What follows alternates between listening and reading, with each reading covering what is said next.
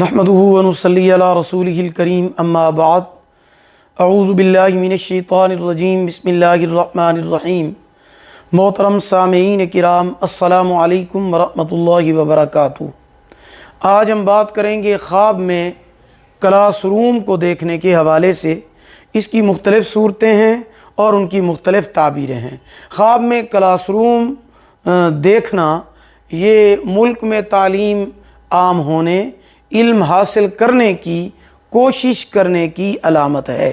خواب میں class room میں جانا، کلاس روم میں داخل ہونا، جاتے ہوئے دیکھنا، یہ بھی کامیابی ملنے، ترقی حاصل ہونے، اعلیٰ عہدے اور اعلیٰ منصب کی علامت اور دلیل ہے۔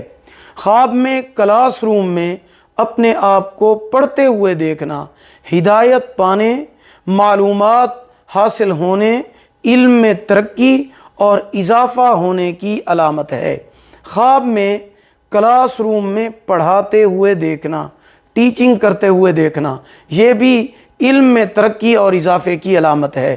خواب میں کلاس روم لگی ہوئی دیکھنا، یعنی کلاس روم لگی ہوئی ہے، کلاس روم میں پڑھائی ہو رہی ہے، خواب کے اندر اگر کوئی انسان یہ چیز دیکھتا ہے تو اس کی تعبیر یہ ہے کہ تعلیمی طور پر کامیابی ملنے اور ترقی کے ساتھ ساتھ خیریت اور عافیت کی علامت اور دلیل ہے۔